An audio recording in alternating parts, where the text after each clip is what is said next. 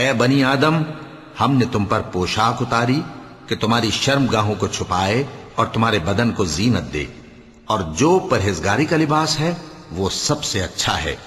یہ اللہ کی نشانیاں ہیں تاکہ لوگ نصیحت حاصل کریں۔ اے بنی آدم، دیکھنا کہیں شیطان تمہیں بہکا نہ دے، جس طرح تمہارے ماں باپ کو بہکا کر بہشت سے نکلوا دیا اور ان سے ان کے کپڑے اتروا دیے تاکہ ان کے ستر ان کو کھول کر دکھا دے۔ وہ اور اس کے بھائی بند تم کو ایسی جگہ سے دیکھتے رہتی ہیں جہاں سے تم ان کو نہیں دیکھ سکتے۔ ہم نے شیطانوں کو انہی لوگوں کا رفیق بنایا ہے جو ایمان نہیں رکھتے۔ اور یہ لوگ جب کوئی بے حیائی کا کام کرتے ہیں تو کہتے ہیں کہ ہم نے اپنے بزرگوں کو اسی طرح کرتے دیکھا ہے، اور اللہ نے بھی ہم کو یہی حکم دیا ہے۔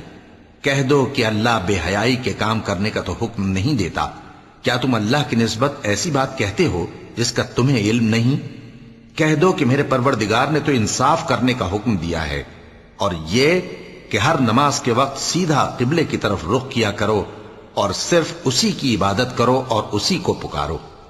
اس نے جس طرح تم کو ابتدا میں پیدا کیا تھا اسی طرح تم پھر پیدا ہوگے۔